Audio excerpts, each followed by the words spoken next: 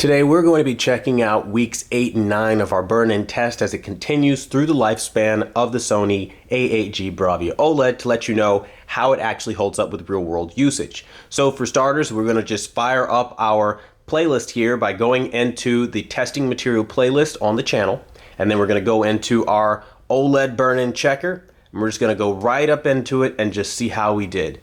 Now, so far for the color red, I don't see anything, and as a little disclaimer here, I have not run this test at all throughout the week, so I have no idea what this is going to end up looking like.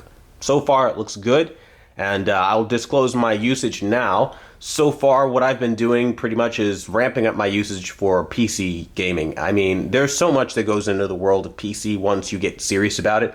I mean, you can always stop at like the entry level and just kind of, you know, plug and play if you wish, but I'm like a technical guy, as you guys know, and I love control over calibrations and things like that. So needless to say, I get really intricate into my usage and stuff like that. So I've been having all kinds of like static HUDs up. I'm talking like from MSI Afterburner and like all these various like overclocking engines, and like I'm doing like crazy technical crap, and it takes hours to do this stuff, like, and research and like all this kinds of stuff that it takes. Even when you get into mods, that takes a good amount of time.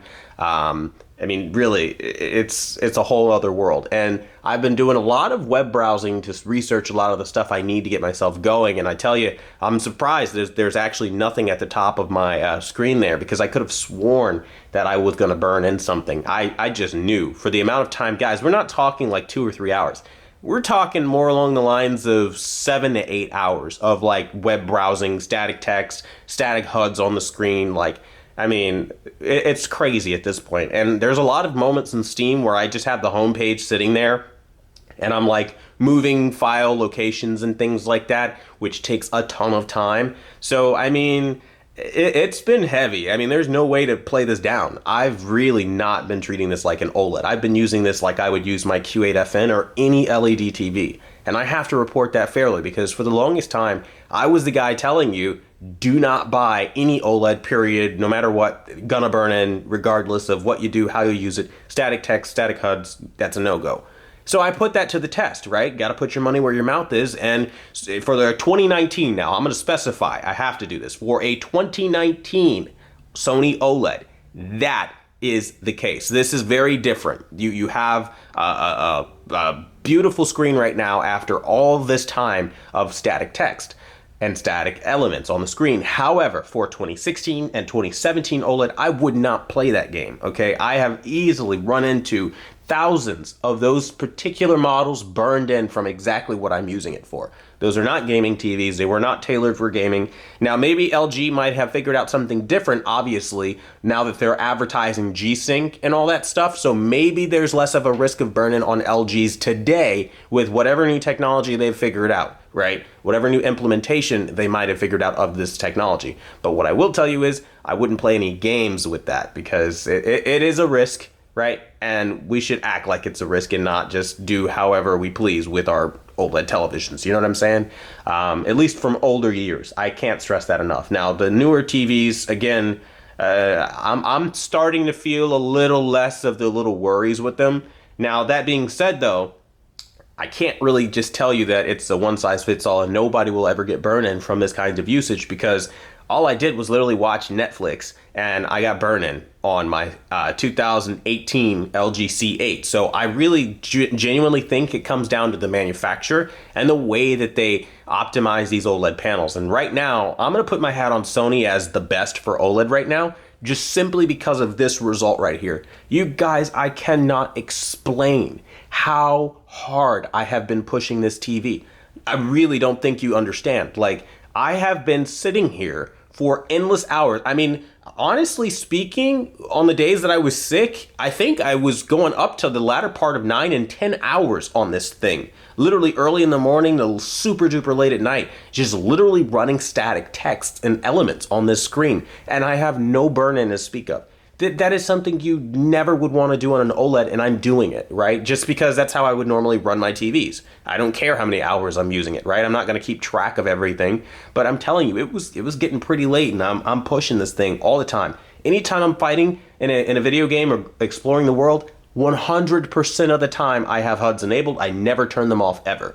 Never, ever, ever. Literally never. And I have no problems to speak of right now. And that's huge, guys. That is really huge. So far, my Sony A8G for 2 months looking really good. And then you add another week on that since I'm late making this video. We're now at 9 weeks completed. And after 9 weeks of beating this thing down, it is fantastic. We are now in week 10 right now. And come Friday, I should be doing another burn-in test.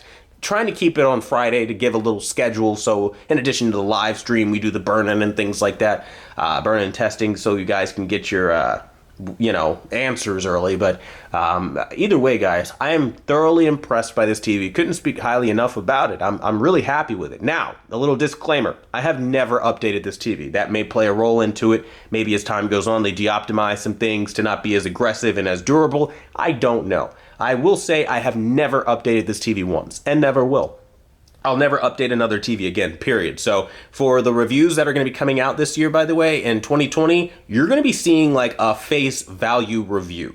If they require an update for that TV not to have some problem, tough shit, because we're not doing it. Because TVs will run at their out-of-the-box settings, out of their out-of-the-box standards, out of their out-of-the-box firmware, and be perfect, or they're going to get docked for it, because not everybody lives in a place where they have internet after buying this really expensive TV, and I don't think it's a fair representation of the global market to require internet for a product to work properly. So that being said, my reviews are going to be very different from everybody else's. People might have some glowing reviews, and I really won't give a damn. At the end of the day, you know what the business is, you know how it works. But needless to say, for the Sony A8G, looking pretty good. I was intending for this to be a really short video, in truth. Not putting a whole lot of time into it, just really giving you an update here. But essentially, it's looking pretty damn nice. And I wanted you to know that, hey, so far it's got a thumbs up for me after 9 weeks. We're going into the 10th. Come back Friday for the 10th week, and I'll have that answered whether it got burned in after my continual usage. If anything, this is making me more pompous and more arrogant to keep beating it even further into the ground. So we'll see how I do with that. But that being said, I want to thank you for watching the #1 brand in honesty. And until the next video, I'll see you guys later.